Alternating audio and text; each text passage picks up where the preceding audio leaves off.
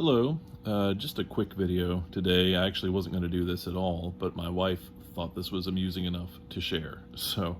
Um, I mostly focus on vintage toys. I do not buy much in the way of modern stuff. I do like G.I. Joe Classified. I like Masters of the Universe Origins. I like all these lines. I think they're doing really cool stuff, but there's only so much money, and the money I have, I like to dedicate to vintage. But there are a couple of exceptions. Those are Transformers, and I am not a completist with the modern Transformers. I just buy the characters that I like. I buy the G1 focused stuff. I buy the pieces that are based on the IDW comics. And I buy just the random things as they come up. Studio Series 86, that's pretty much always going to be an automatic buy for me. The other line I am currently buying a bit is the McFarlane DC Multiverse line. Now, I was slow to warm to this line because I don't really like the sculpts on a lot of them. I do not like the character selection a lot of the time. I don't read modern DC or Marvel for that matter, just a book here and there if someone recommends it to me. But my collecting is focused on 80s and 90s characters, costumes, classic outfits, because that's what I like. And we were spoiled in the early 2000s when we had DC Direct doing amazing work with artist and comic-specific lines. At the same time, we had Mattel doing DC Universe Classics, the Infinite Heroes lines, and the Justice League Unlimited. Those lines gave us a huge selection of DC characters in classic costumes through different scales. It was a really great time, and we were pretty spoiled.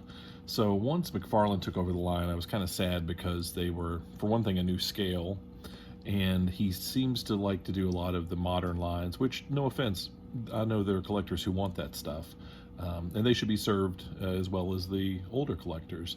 It's just not something I'm going to buy. I don't care about Dark Knight's metal or any of the random various Batman figures that he's doing. But once they started to get into more of the classic characters, a lot of them unfortunately being like gold label or platinum exclusives, I started picking the line up just because I'm a devoted DC toy collector. So anyway, I was really excited about this Plastic Man wave featuring designs from the 90s for the most part.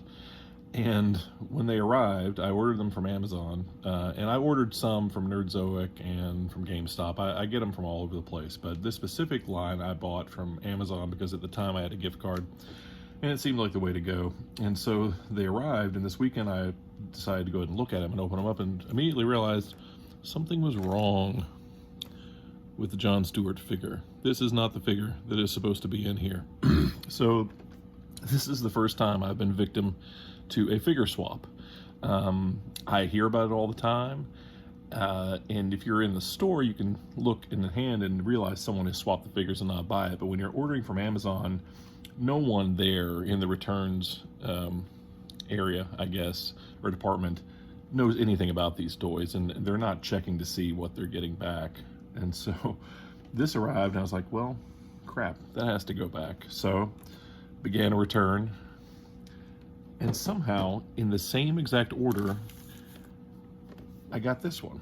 And at first, I didn't really notice that anything was wrong until I went to open it and realized that the tape was already slit down here. And I thought, well, I don't remember doing that, but maybe it's possible.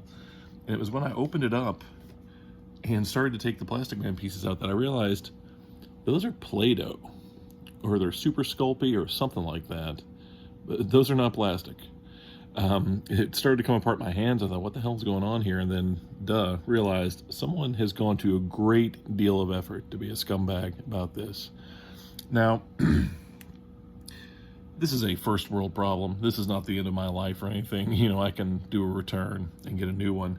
But the fact that they went to this extent to sculpt Plastic Man arms and stick them in here, that is something else. So I also filled in a return for this one.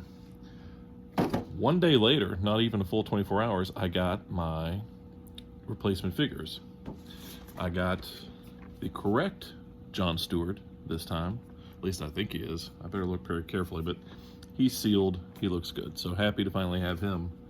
But would you believe I got a second messed up Aquaman? This one missing the pieces entirely.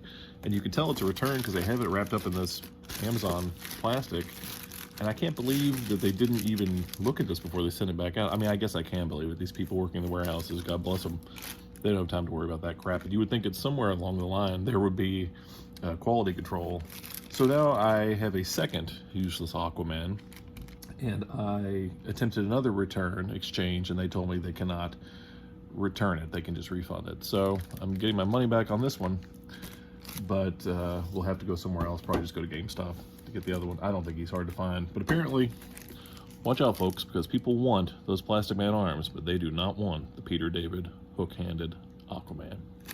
So hope you're having better luck than I am, and it does make it a little frustrating. One of the reasons why I don't really collect modern lines, too much monkey business. But I guess at the end of the day, I'll get what I need at some point. And until then, it's pretty good for a laugh. So good luck to you if you're out there hunting, and pay very close attention to what you bring home.